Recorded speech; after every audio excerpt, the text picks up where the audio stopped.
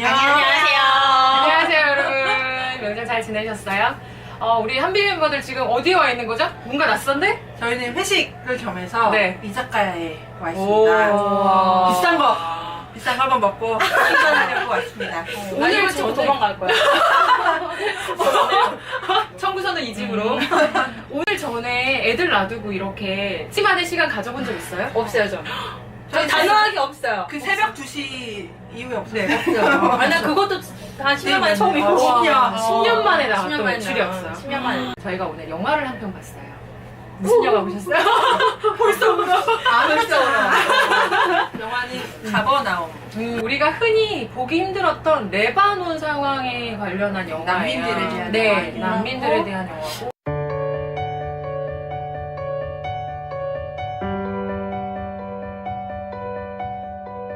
단어로 표현하면 먹먹함이었던 것 같아요, 저는. 그러니까 막 되게 묘하게 슬픈데 답답한데 안타까우면서도 진짜 먹먹함? 딱 그 표현이 맞는 것 같고. 근데 극장에서도 여기도 많이 우셨지만 너무 많이 훌쩍거리는 소리가 나서 안 우는 내가 냉혈한인가? 그런 생각을 하면서 보긴 했는데 진짜 원래 눈물이 별로 없는데도 되게 보면서 정말 울컥한 장면들이 많이 있었거든요, 저는.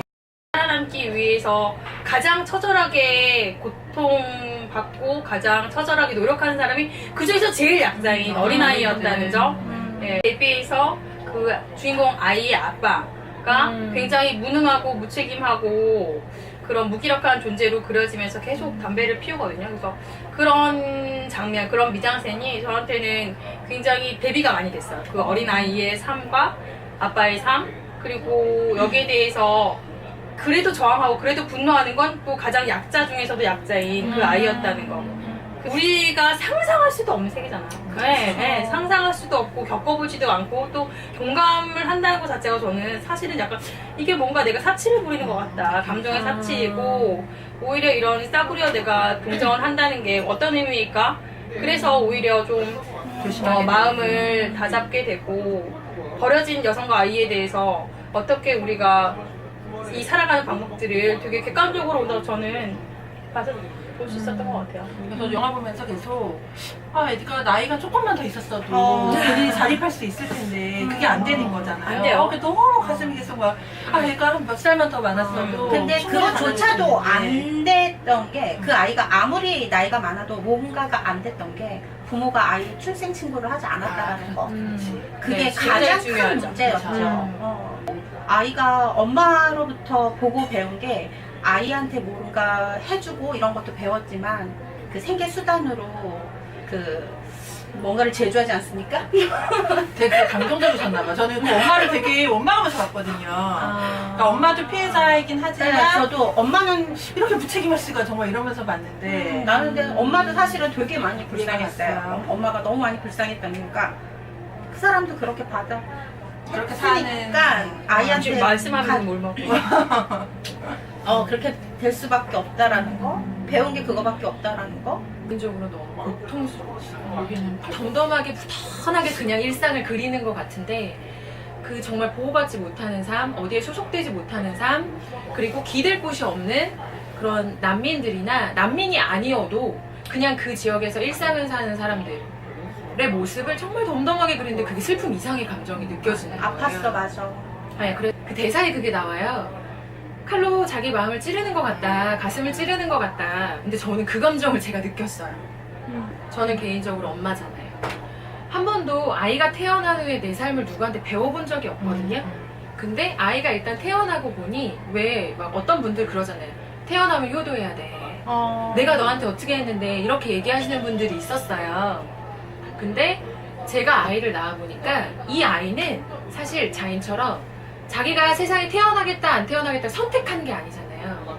지극히 그 아이를 출산한 건 엄마 아빠의 일이어서 출산을 하게 했으면 이 아이가 탄생하게 했으면 적어도 책임의식을 가지고 그 상황이 더 나은 상황이 될 수 있도록 노력을 해야 되는 게 아닐까 그런 생각을 했었는데 이 영화에는 그렇지 않은 무기력한 어른들이 너무 많이 나와요. 방관하는 어른들 혹은 그 상황으로 이용하는 어린이들을 자기의 생계수단으로 이용하는 어른들이 나와요. 근데 그것이 비단 그 그쪽 일부 지역에서만 벌어지는 일일까? 아니겠죠. 아니죠. 저도 맨 처음에 영화 네. 소개를 보고 이제 아이가 자기 부모를 고소하는 내용이라는 아, 설명이 네. 있거든요. 발칙한 일 있나? 약간 이런 느낌이 부모를 거예요. 고소해? 뭐 이러겠네. 근데 이게 자기를 태어나게 했기 때문이라고 설명이 돼 있길래 아니 그러면 애한테 물어보고 태어나게 할 수는 없는데 어떻게 이런 발칙한 상상을 하지? 라고 생각하고 봤는데 영화를 정말 보는 내내 왜 아이가 그럴 수밖에 없었는지가 너무 공감이 되면서 아이를 응원하게 되는 딱 그런 상황이었던 것 같아요. 우리가 되게 우리도 먹고 힘들고 우리도 되게 힘든데 어떻게 남을 주변을 다른 사람을 되돌아보겠어. 야 우리도 힘들어라고 얘기를 많이 하잖아요. 근데 그 영화에서 봤을 때 그 12살 어린아이가 정말 집도 절도 없고 먹을 것도 없고 당장 거리에 잘 먹을 내몰려서 것도 없는데 진짜 흙을 파먹어도 모자랄 그런 상황에서도 자기보다 더 어린 그렇죠. 저보다 혈육도 아닌. 혈육도 아닌 그렇죠. 자기보다 더 약하고 더 어렵고 더 힘없는 진짜 걷지도 못하는 그 어린이를 정말 죽을 똥 살 똥 돌보잖아요. 그 냄비에 끌고 다니면서 그래서 저는 그걸 보고 거기서 가장 큰 맞아요. 되게 마음에 깨짐을 많이 당했어요. 어. 내가 지금 이렇게 힘들구나. 힘들고 내가 이렇게 해서 나는 지금 여유가 없어. 주변을 돌볼 여유가 없어. 난 이러고 지금 사실 이런 마음이 되게 컸거든요. 근데 그 영화를 보고 저렇게 어렵고 저렇게 힘든 상황 속에서도 어떤 자기를 쥐어짜면서 그렇죠. 다른 존재를 돌보잖아요. 그래서 저는 이 영화에 가장 큰 희망이 있다면 그 아이의 그 마음이지 않았을까? 진짜 똑똑한 친구잖아요. 맞아요. 그냥 순응하지 않고 다른 사람들을 그냥 좌절하고 마는 어떤 순간들에 가족을 지키고 사람을 지키고 삶을 어떻게든 변화시켜 보려고 노력하는 되게 어린 친구의 이야기가 너무 담담한데 가슴 먹먹하게 그려지는 영화이기도 하고요. 그래, 저는 개인적으로 가장 분노했던 장면은 유색인종들은 전부 다 감옥에 갇혀 있고요. 그들을 맞아. 위로하기 위해서 백인이 나온 옵니다. 사람들.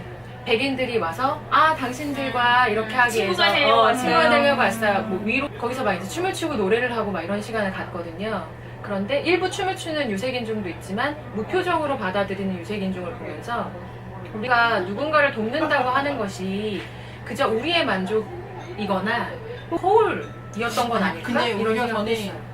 그나마 마지막에 푸드뱅크와 그러니까 그런 도움의 손길이라도 있기 때문에 살아가는 사람들은 있을 수 있겠다라는 생각이 들었거든요. 그러니까 아예 관심을 안 가질 수도 있는데 어쨌든 이게 서울 좋은 명분이든 아니면 이게 정말 그냥 상업적인 거든 누군가는 들여다보고 관심을 가져야 되는 영역일 수 있겠다는 생각을 저는 오히려 반대로 했어요. 네네. 필요하다. 필요하다. 네. 저기 나온 배우들이 실제로 난민들을 캐스팅했다고 들었어요. 그래요? 네네. 그래서 엄마랑 아이도 아무리 봐도 실제 엄마 아이 아니면 저렇게 케미가 나올 수가 없는데 애기가 막 이렇게 떨어지지 않으려고 하는 장면들이 저 연기가 아닌데 애기가 할 수 없는 영역인데라고 했는데 그것도 실제로 엄마와 아이였던 거였고요. 그리고 저는 보면서 우리 아이에게 더 책임감 잘하겠다. 있는 어른이 되어야지 라고 근데 생각했어요. 저는 우리 아이 말고 다른 맞아. 아이에게도 그러니까 저는 길 가는 맞아요. 데 우리도 저렇게 무관심할 수 있지 않을까 생각이 들었거든요. 맞네요. 사실은 저도 이게 내가 저 나라에서 태어나지 않았다는 그런 다행이나 맞아요. 값싼 그렇게 하면 안 감정이 돼요. 아니라